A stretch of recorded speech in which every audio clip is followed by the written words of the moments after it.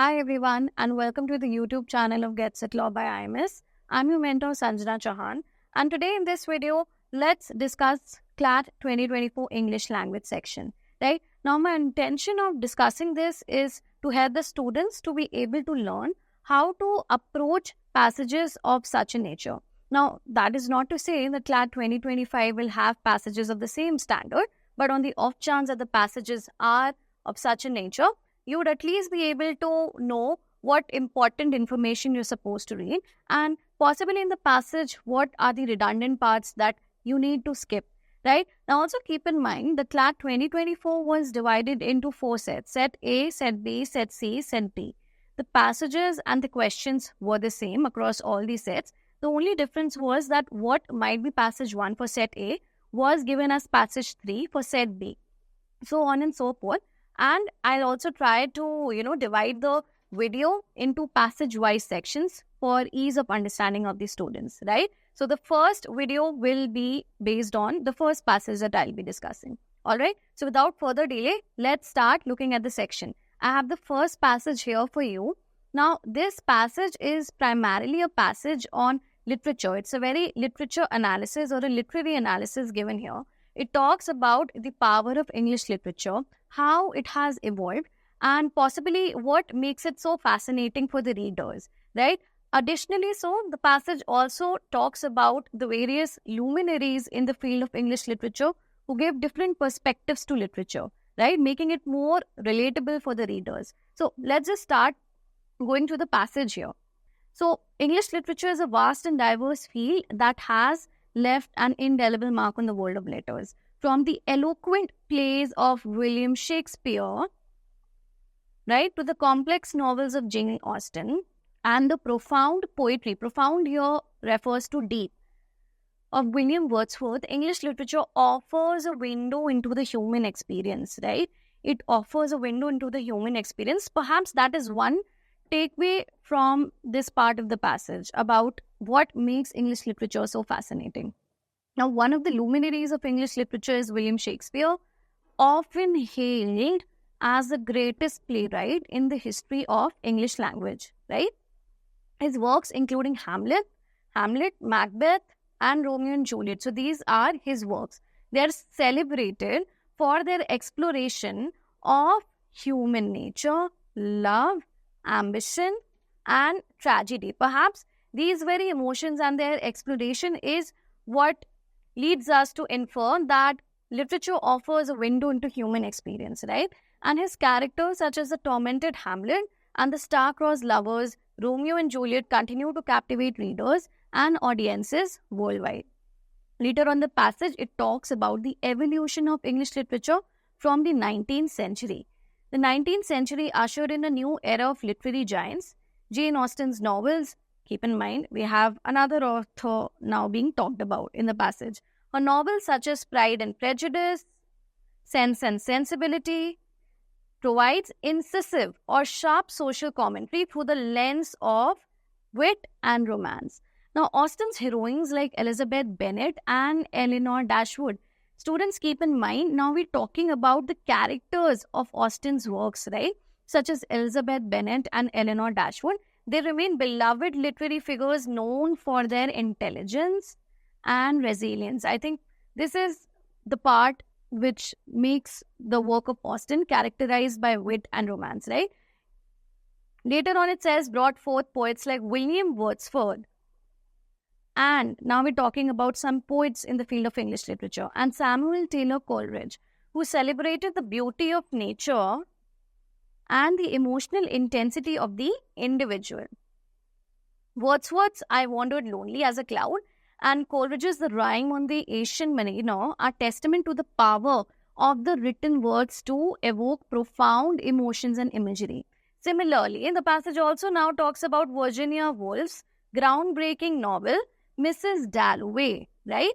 That explored the inner thoughts and lives of its characters with the modernist narrative style. Later on, it talks about dystopian visions, where the world is not at all perfect, where the world is characterized by destruction and chaos, right? As was seen in George Orwell's 1984, it provided stark warnings about the dangers of totalitarianism and the erosion of individual freedom. So far the passage is very descriptive and very informative in nature. Take a look at the remaining part of the passage. Now, literature and its evolution is not just limited to the 19th century, but also later on, and especially in the contemporary world, right? So the very part here which says that literature as a global phenomena has transcended boundaries and languages, and now the author actually shifts the emphasis on some of the Indian authors as well, right? So Indian authors like Arundhati Roy, with the novel The God of Small Things, have won prestigious international literary awards. And the book, which is The God of Small Things, explores not only intricate family dynamics, but also delves into the broader socio-political landscape of India.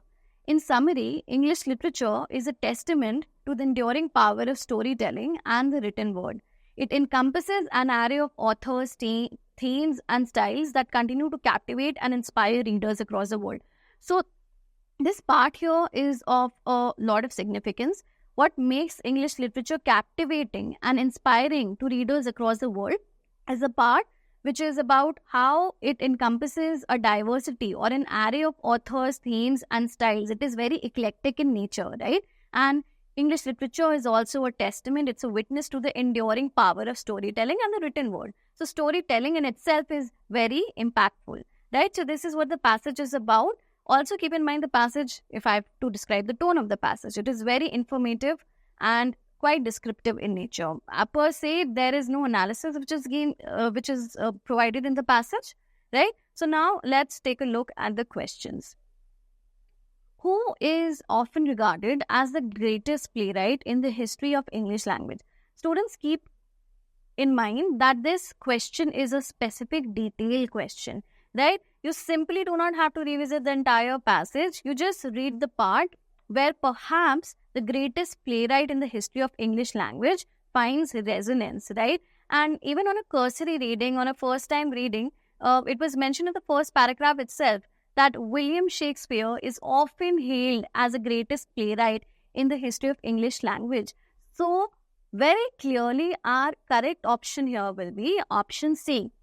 Because the same is not being talked about Jane Austen, not about William Wordsworth. He was a poet, and George Orwell, right? So the correct option for this question will be option C. This was a very simple question to answer, should be answered correctly all the time.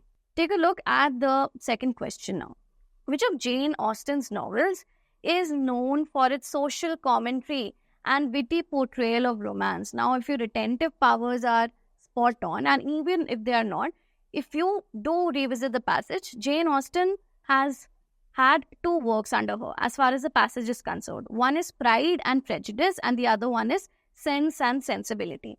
So perhaps we need to find either both of them or one of them in the options, right? Because it's known for its social commentary and witty portrayal of romance. So 1984 does not belong to Jane Austen. It's not her work. Sense and Sensibility, rightly so. This will be the correct option here. Right? I wandered lonely as a cloud, the rhyme of the ancient mariner. This again do not form the works of Jane Austen in the passage.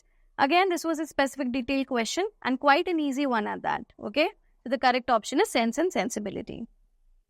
You get the third question. Who are the romantic poets mentioned in the passage known for celebrating nature and intense human emotions? Alright. Look at option A, William Shakespeare and Virginia Woolf.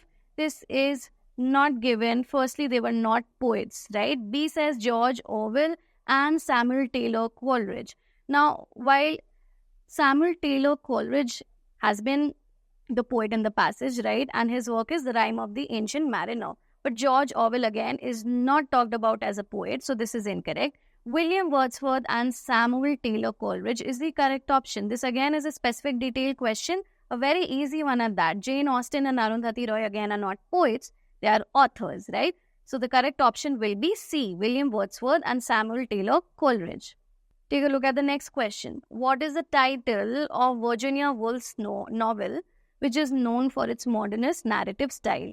Only one work of Virginia Woolf is presented in the passage, which is Mrs. Dalloway. So this again is a correct option. Again, a specific detailed question.